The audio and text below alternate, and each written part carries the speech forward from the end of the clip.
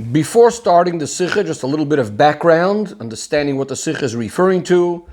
We know that the Parsha Vayhi Bayom Shmini is referring to the 8th day of what's called the 8th day of Miluim. This is the day that there was the Chanukas HaMishkan, and there was quite a number of karbonos brought on that day. Sadly, on that day, Aaron's two sons, Nadav and Avihu, also pass away. So Aaron and his remaining sons, Elazar and Isamar, are considered oinanim, a person whose close relative passed away, who would usually not be allowed to eat and partake part of the karbonos.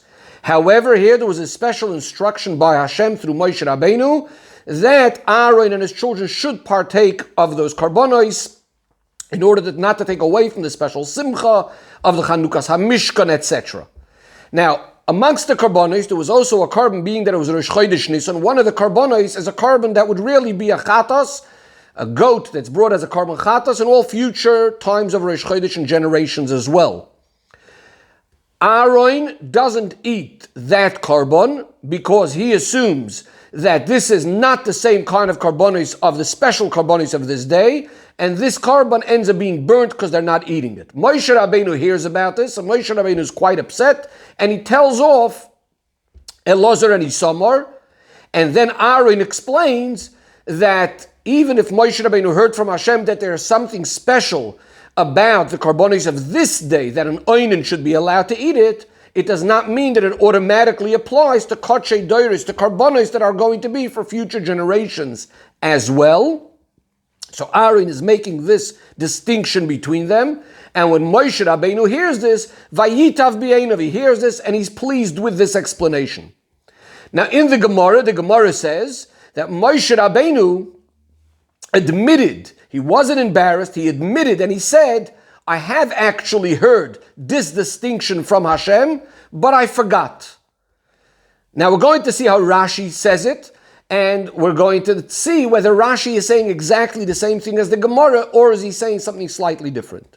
So the Rebbe starts off the Sicha. On the pasuk, Vayishma Moshe Rabbeinu heard, Vayitav b'einav, and he was pleased. Rashi quotes the words, Vayitav b'einav, he was pleased, and he explains, Hoida, he admitted, V'loi boish, he was not embarrassed, Loimar, to say, Loi shamaiti, I have not heard. What do these words mean? So there are Mefarshim that say that Rashi is saying basically the same thing we just quoted from the Gemara. That had Moshe Rabbeinu been embarrassed, he would have said, Loi shamaiti, I didn't hear such a distinction from Hashem. So what does it mean, V'loi boish? What was he not embarrassed to say, Loi shamaiti? It's as if to say, as a result of embarrassment, he may have said, Loi shamaiti, I never heard this distinction. But since he was not embarrassed, he didn't say Loi shamaiti, rather he admitted that he had heard this from Hashem as well, and he had forgotten, exactly as we explained from the Gemara. The Rebbe says it's difficult, al derech hapshat, in Rashi, to say that this is what Rashi is saying. Because the Rebbe says, we know that Rashi wrote his Pirush in a very clear and open way, that even a ben chamesh lemikra should be able to understand it. If Rashi would mean that Moshe Rabbeinu is admitting and saying, yes, I had heard this before and I forgot, then Rashi should have said that point, that Moshe Rabbeinu says, I heard it and I forgot. That seems to be the main point over here. If the Gemara has to specify it, surely Rashi has to specify it. All Rashi says is that he wasn't embarrassed to say Loi shamaiti. He doesn't say the point that I heard and I forgot. Also says the Rebbe, it's obvious that you can't say that Rashi is relying on the Gemara. In other words, that we should know it from the Gemara. Check up the Gemara, where the Gemara says that Moshe Rabbeinu is saying, I heard about this and I forgot. Because as discussed many times, Rashi explains the meaning of the psukim on the place in the pasuk. He's not relying that we're going to be looking elsewhere, especially in this case that Rashi doesn't even tell us the source that it's in the Gemara.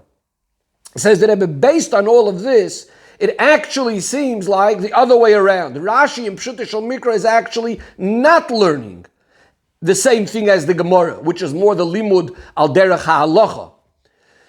Instead, Rashi is learning Pshat differently, as we'll soon see, especially that Rashi chose the wording from the Toras Koyanim, which is not like the wording in the Gemara, and Rashi specifically chooses a different expression. As the Rebbe will soon explain what Rashi does mean. But first, some other questions. We also need to understand what is even the difficulty in our pasuk? The Rashi is coming to explain by saying that Moshe Rabbeinu admitted and he wasn't embarrassed. The pasuk seems to be understood a straightforward pasuk. Vayishma Moshe, Moshe Rabbeinu heard Aaron's claims, Aaron's explanation, Vayitav b'yeinav, and he was pleased with it. Number two, where do we get this whole thing in Pshutei Shel Mikra that there was a situation that he admitted, he wasn't embarrassed, saying Lo Shamaiti? So there are Mefarshim that say that what's forcing Rashi to say this are actually the words Vayishma Moshe. Seemingly these words are extra, they're unnecessary. Obviously he heard what Aaron said. All it needed to say is that Moshe Rabbeinu was pleased with this. Why does it need to say that Moshe Rabbeinu heard? Vayishma Moshe.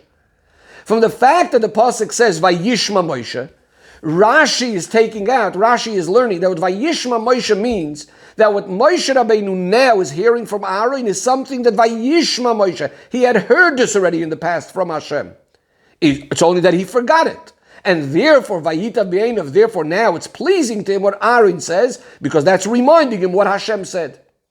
However, the Rebbe says, it's very difficult to say this, to learn this in Pshutei Shel Mikra and in Rashi, because in addition to what some of the Mefarshim ask on this, which is, according to that, it should have said, Moshe Shama, not Vayishma Moshe, Moshe Shama. It should be emphasizing the idea that this is something that Moshe Rabbeinu has heard already in the past. Also, in his Dibra Maschel, Rashi should have been quoting those words, Vayishma Moshe, because that's what's forcing his Pirush. But in addition to this, again, Rashi needs to say things in a clear way. Rashi should say that Moshe Rabbeinu had heard this already before. Especially that he's taking now the words Vayishma Moshe out of their simple and literal meaning. That it means that he's hearing what Aaron says. Or at least Rashi should have added that word, Shamaiti.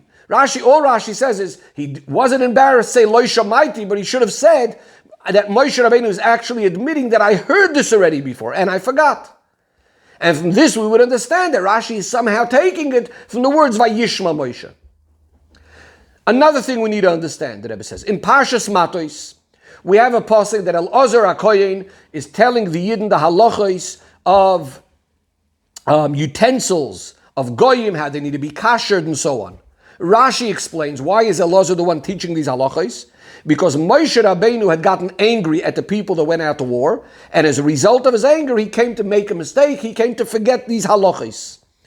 And therefore, Elazar is the one that says the halachos. Rashi goes on in Parshas Matos and says, referring to our story in our Parsha Shmini, he says the same thing happened on the 8th day of the Miluim, that because Moshe Rabbeinu got angry at Elazar and Isamar, therefore he made this mistake that we're discussing in our Sicha about these karbonos that really they should be burnt as Aaron insisted. And Rashi gives another example in the famous story of Moshe Rabbeinu hitting the rock. He says, Shimuna HaMoidim, he was upset at the Yidden, and because of that, because he gets angry, he also makes that mistake. What do we see from here? That according to Pshutei Shel Mikra, we need to have some sort of explanation why Moshe Rabbeinu is making a mistake.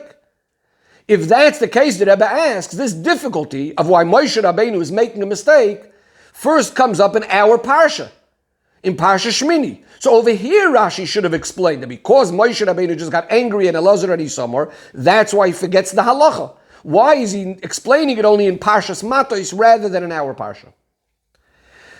So the Rebbe says the explanation is that Rashi, when he says Hoy Dovulei Boish, that Moshe Rabbeinu admitted and he wasn't embarrassed. Loimar Loi Shamaiti does not mean, as we said before from the Gemara, but rather he means it simply. Moshe Rabbeinu was not embarrassed to say Loi Shamaiti, I have in fact never heard this before. In other words, I did not hear from Hashem that there's actually a difference between the karbonos that are special for today's day for Rosh Chodesh Nisan when the Mishkan was the Chanukas HaMishkan, and Kodshei Doiris and karbonos that are really regular karbonos for all future generations.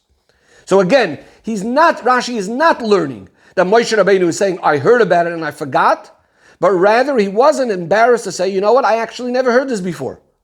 Why does Rashi not learn like the Gemara that says that he had heard it and he forgot? Instead Rashi is learning that Moshe Rabbeinu is saying, I never actually heard this before. Because if the pshat is that Moshe Rabbeinu is saying, I heard about this and I forgot, then in Pshutei Shel Mikra this is very difficult. Number one, is this a praise for Moshe Rabbeinu that he's telling the truth? That he's telling the truth, that he heard about it and he forgot. Rather than what? Rather than saying something untrue. Saying that I didn't hear about it if he really did. Also, what does it even mean? Vayitav b'einav, it pleased him. It's something that Hashem said. So you're saying that Moshe Rabbeinu was happy about it? Vayitav b'einav. It's obviously that he's happy about it. This is from Hashem. And also, Vayitav b'einav is implying that it could have even been some other way. And the pasuk is telling us, wow, Vayitav b'einav. If Moshe Rabbeinu heard this from Hashem, and Hashem is pleased with it, what's the chiddush of it that Moshe Rabbeinu is happy with it? And therefore, Rashi learns simply that Moshe Rabbeinu did not actually hear a distinction from Hashem between the karbonis of Rosh Chodesh and of future generations. And as Rashi had already said in an earlier Rashi, on the words of Aaron, on the words when Aaron says, Hayita b'einei Hashem, if we would have eaten this, would have Hashem been happy? Rashi says, if you heard from Hashem regarding the special karbonis of this day, that's not that even an oinin could eat those karbonis, that's not a reason enough to say that you could also apply that to karbonos that apply for all generations. If that's the case, if Moshe Rabbeinu never heard this before, and that's what he's admitting to and saying, you know what, you're right, I never heard this whole idea before, now we can understand the praise of that he's admitting, and he's saying Lo Shamaiti, because Moshe Rabbeinu could have also had the choice to just agree to Aaron, just by being silent. We know there's a concept of shtika koida, he's accepting what Aaron says, or even just saying that Aaron is right, but he doesn't have to make announcements and saying, Lo Shamaiti, I actually never heard about this from Hashem. Also, the Rebbe says, the pshat of the words Vayitav b'einov means that this is Aaron's svara, that he didn't, in other words, it's only Aaron's svara, that clearly Moshe Rabbeinu did not hear from Hashem. That is, that even though it's true that in some cases we do find, in some dinim we find that Kodshei Doiros are similar to Kodshei Shah. The Rebbe gives an example. In the Korban Pesach, there are certain dinim that applied in the Pesach Mitzrayim, which is only a one-off. And some of those dinim also apply in Pesach Doiros. And in this case, even though Moshe Rabbeinu could have said that yes, these karbonos should be different, and nevertheless, Moshe Rabbeinu was satisfied with Aaron's psak. Vayitav b'einav, he's accepting what Aaron is making that distinction. Now, says the Rebbe, what is actually the difficulty even in our pasuk, for which Rashi is even looking for a pirush, and especially this pirush, as we're explaining over here, says the Rebbe, because the words Vayitav b'einav are the ones that are seemingly unnecessary. What's the pasuk teaching us with Vayitav b'einav? That is, it's obvious that Moshe heard what Aaron said, as we said before. So when the pasuk says Vayishma Moshe, clearly Vayishma Moshe doesn't only mean that he heard it. Vayishma Moshe already means that he accepted it. He's understanding it, he's agreeing to it. The Rebbe gives examples that where Hashem says to Adam or Rishon, because shamato l'koil ishtecha, because you listen to your wife. It doesn't mean that he heard it with his ears. In other words, he accepted that Adam had accepted Chava's offer of the Eitz Hadas. Another pasuk, v'heim lo yodu, by the brothers of Yosef, they didn't realize ki sheimeya Yosef. Doesn't only mean that Yosef was able to hear it with his ears. It means that he was able to understand it, what they're saying. In other words, when we say Vayishma Moshe, already means an acceptance of what Aaron said, which seems to be the same idea as Vayitav b'einav. So why does the pasuk have to say Vayishma Moshe? Moshe Rabbeinu heard, understood, accepted, and Vayitav b'einav. So we have to say Vayitav b'einav is coming to add something more to Vayishma Moshe. What is that? Aaron's words were not only accepted by Moshe, but there was something additional over here. Vayitav b'einav. What could possibly be expressing this addition? What's the chiddush over here that the pasuk is coming to tell us? This is what Rashi is saying, that Vayishma Moshe means, in addition to the fact that he accepted what Aaron said, furthermore, he was so happy with what Aaron said, he was so pleased with what Aaron said, that he actually went ahead, loimar, he was telling people, he was saying this to other people. He was saying, you know what, I didn't hear this before, and now Aaron came up with this amazing svara. In fact, this is also telling us the praise of Moshe, that Hoidav Eloi Boish, he's admitting, and he's not embarrassed to go along and tell people, Lo Shemati, he's notifying this. Even though it's not even so important, why is it important to tell everyone that I didn't hear about it? It would be enough that he just agrees with Aaron. So no, the pasuk is saying Vayitav b'einav, that Moshe Rabbeinu is so happy with it that he's actually admitting and telling people, I didn't think of this, and Aaron actually had this beautiful svara. Says the Rebbe, based on this, that Rashi means simply that Moshe Rabbeinu is not saying that I heard about it and I forgot. Moshe Rabbeinu is saying I actually never heard this halacha. We can now understand why he cannot explain, as he does in Parshas Matos, that it's because of anger. That's why he came to this mistake. Because we're speaking about something over here that he didn't hear directly from Hashem. This is more something that's dependent on a svara. And when you're speaking about a logical idea, there is room for both ways of understanding. And therefore, in Pshutei Shel Mikra, Rashi doesn't have to come up with this big chiddush to say that Moshe Rabbeinu could get angry. He's even shaykh to the whole idea of getting angry and anger, and because of that, he could come to the idea of making mistakes. There's no need for any of that in our pasuk. When it comes to Parshas Matos, where clearly we say the Vayiktzov Moshe brought him to, the Moshe Rabbeinu getting angry, brought him to a mistake, which is obviously again a big chiddush. And the question becomes, why is this?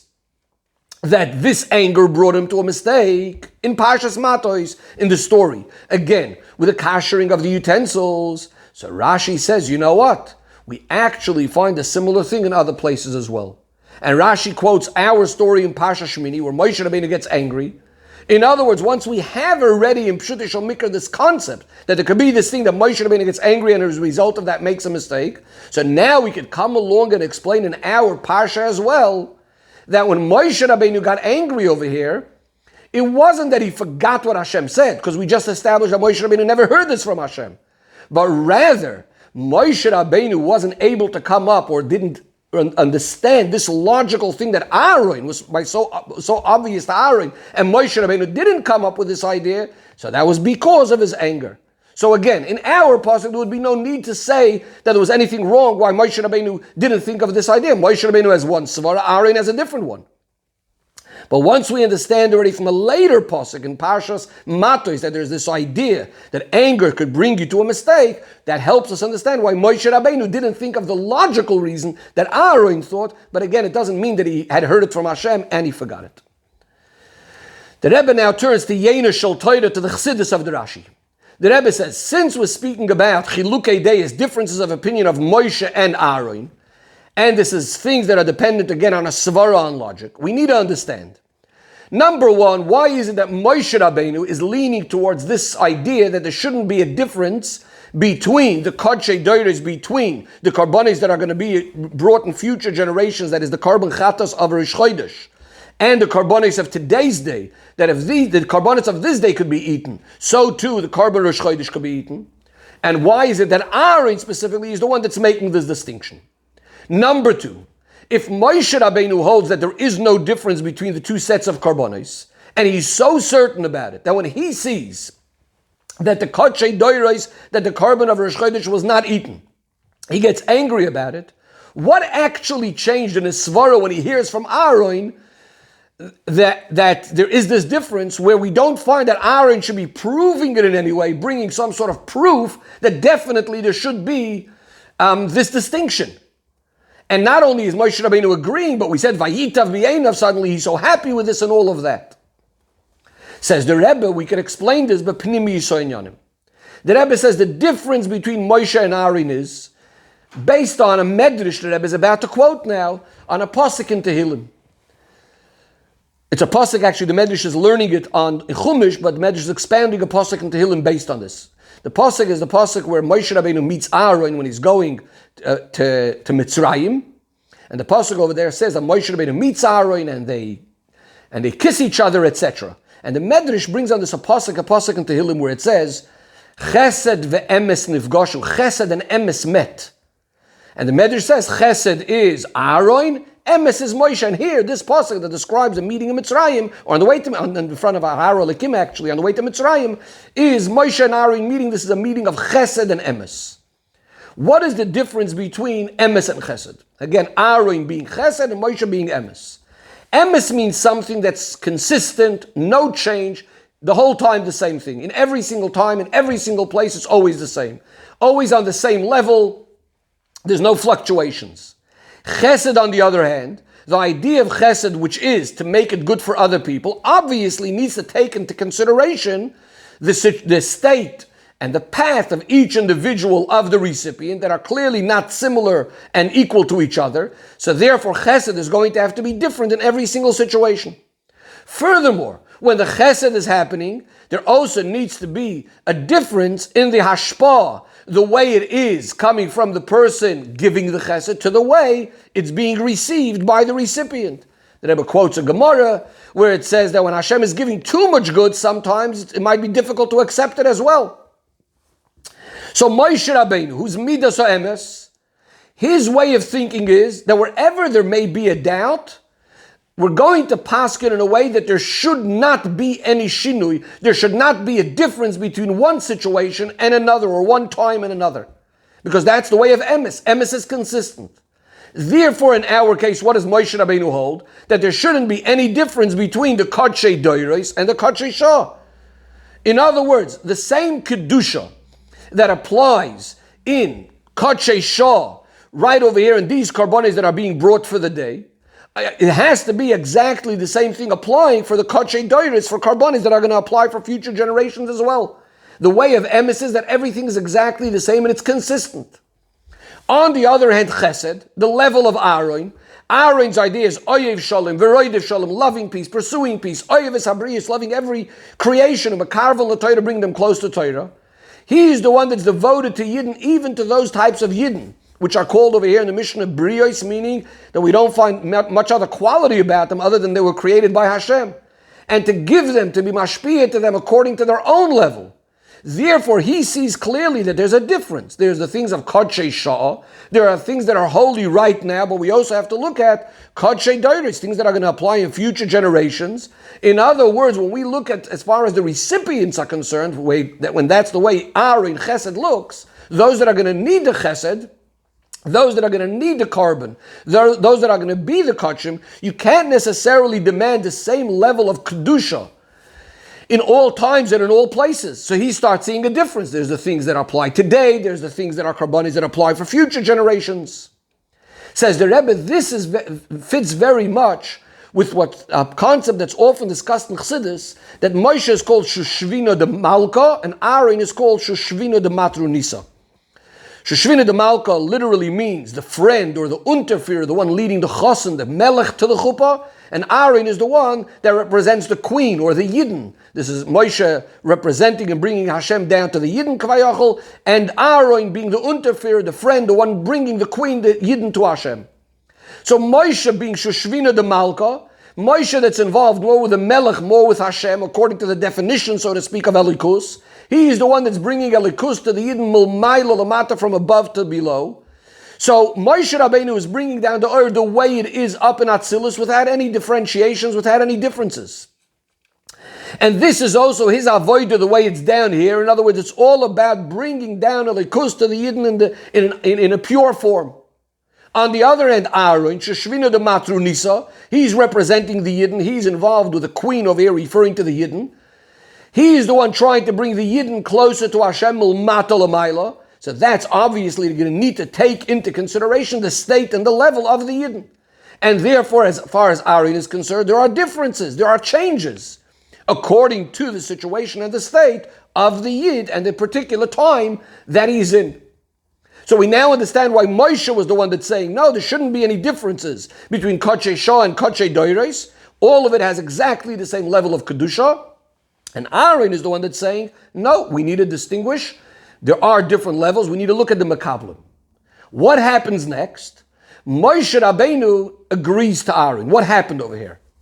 After Moshe Rabbeinu hears from Aaron that as far as the Nevroim are concerned, as far as creations are concerned, down here in this world, there are shinuyim. You can't compare the avodah and the kedusha that's happening right now on the day of the Chanukas HaMishkan and the way it's in future generations. Moshe Rabbeinu hears this and he's pleased. It's accepted by Moshe.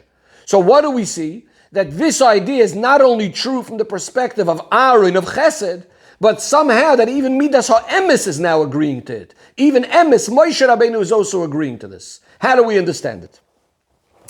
So the Rebbe says that in Tanya is discussed regarding the avodah of a Beinani and the ava of a Beinani. And the Alter Rebbe says that we know that a tzaddik has a consistent ava, by the Beinani it's not so.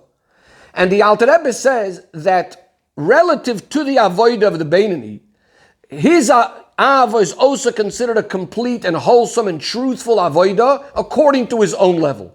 Even though compared to the tzaddik who are true, serving the Eibishter with the greatest emes, you wouldn't be able to consider the ava of the Beinani true because it's gone after davening.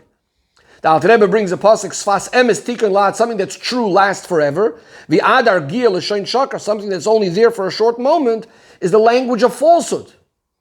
So what's going on over here? Is the avodah of the tzaddik the only emes, or is there some emes in the avodah of the Beinani as well? So the Rebbe explains. The idea of emes, ultimate truth, is really only in godliness. As the pasuk says, V'Hashem alikim emes. The world on its own can't have an inyan of emes because all things in this world are things that don't last forever. They are things that disintegrate and so on. If we see any sort of emes in creations, even though we're going to say that yes, it's only emes, a relative emes, to the particular level, but it's not emes compared to the higher level, like we just said in Tanya, that the Beinani is only emes compared to his own level, but not compared to the tzaddik. But if we see any level of emes, it must be that the emes is coming from Hashem. This is the truth of godliness. That's what's right now shining inside of this person. The Rebbe gives an example to this from also another concept in Chassidus that discusses the pasuk in Shema, B'chol mo'idecha, that a person has to go out of his own limitations, ma'od shelcha, loving the Eibishter, completely going out of his limitations, and that's called bli gvul, and that will arouse, that will bring down the ma'od of Hashem, the bli gvul of Hashem. Now, even though when we say your own going out of your own limitations is only compared to your own personal avodah, it's not true infinite avodah. It's a finite avodah. It's only unlimited or going out of your own boundaries. Compared to someone that's on a higher level, your ava would be considered limited and finite. But since, a similar idea to what we said before, since real bli gvul is only in elikus, whereas creations really have hagbala, have limitation, so anytime we see a bli gvul idea within Nivroim, it's only because right now there's something inside of him that's connected to Hashem with a true bli gvul.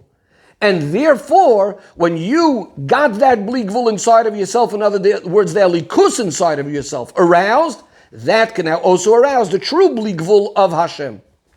And the same thing back over here to what we were speaking about the Beinani, that again, the moment there's a certain level of emes, is because of that emes, of the emes havaya. Says the Rebbe, let's now apply all of that to our case. The difference between the avodah and the kedusha of Shah and Doiros, in other words, what was going on right then on that special day in future generations, the moment you could have any sort of shleimus and a emes in any of this is all again because of the emes havaya that's shining in the state of Yidden as they are at that particular time. So in other words, well, the moment we looking at a darga of emes just based on the particular time, that it's relative to this time, it's good, it's pure, it's holy, etc., that's as far as the level of elikus, the way it's shining in Nivroim.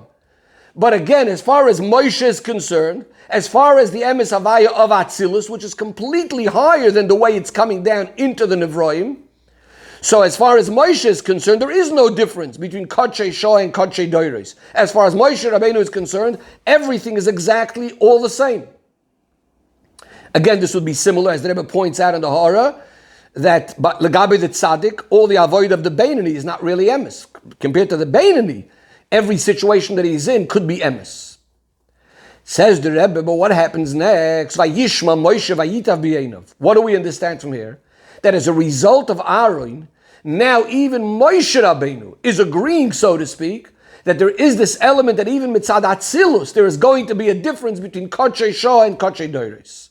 How do we understand this?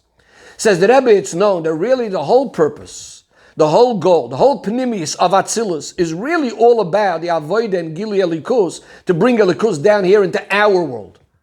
That means when we look at Atzilus, there's really two aspects. There is Atzilus thinking about just the greatness, the holiness of Atzilus on its own, which is, yes, it's higher than all the creations. But really, there's the other aspect. If we look at what the purpose of Atzilus is, there it's felt that really the kavanah of all these greatest levels of Atzilus is really for the purpose of Olam Ha'asiyah. Says the Rebbe, these are the two ideas what happened in Moshe Rabbeinu. Moshe, as we said, is the midah of Atzilus. On his own, this is higher than any sort of differentiations, higher than any sort of relative emes, as it is as far as Nevroim are concerned. But Aaron, being the Sheshvina de Matronisa representing the Yidden, he's bringing them close to the Torah of Moshe Rabbeinu. What does he reveal? He reveals that really the purpose, which is connected with the, as we said, with those that are down here in this world. That's really the Kavana Amiti, the Pnimis, that's really the whole purpose of Atzilus.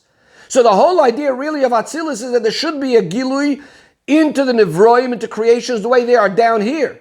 And that's what Aaron is revealing, that really even the whole purpose of Atzilus is for the world, for the Yidden down here. Therefore, Vayishma Moshe, Vayitav B'yeinav. In other words, now that becomes the Inyan of Moshe Rabbeinu also, the Inyan of Atzilus in a revealed way, that he too is appreciating that the whole purpose that it should come down to the Nevroim down here, along with all of the differences in the Nevroim. Says the Rebbe the practical Hayra for all of this in Avodas Hashem. When we are looking at our own personal avodah, yes, our avodah needs to be we're serving Hashem without any changes, without any sort of differences. Just like we say about Hashem, Ani Hashem lo shanisi, Hashem never changes. So too, as the same pasuk says, Ani Hashem lo shanisi, va'atem bnei Yaakov, you, the children of Yaakov, also have to be in this way, in a permanent, solid way. But when we're dealing with another Yid, like Aaron, he's dealing with the Briyos, with those Yidden that are not necessarily holding on the highest level. We have to look in and go into their own situation and realize that not all times are the same. And it cannot be that we're going to start off immediately trying to help another person, especially the people that we described before as brios, people that we can't even see necessarily all their great qualities yet, by immediately demanding from them, pressuring them, and demanding that they should always be holding on the same level of Kedusha, just like as much as they hold on the holy times, and the special times, and the auspicious times.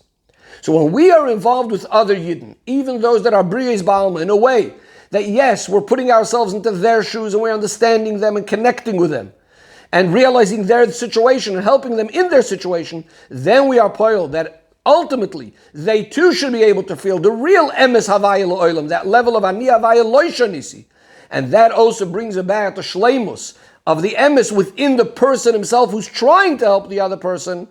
And as the Rebbe concludes with the same pasuk that we said before, the pasuk says chesed ve'emes nefgoshu, chesed and emes meet. The next words are tzedek v'sholem nashaku, tzedek, righteousness and peace, kiss. And this brings about an esava kadosh baruch hu li yisloi dira betachtonim.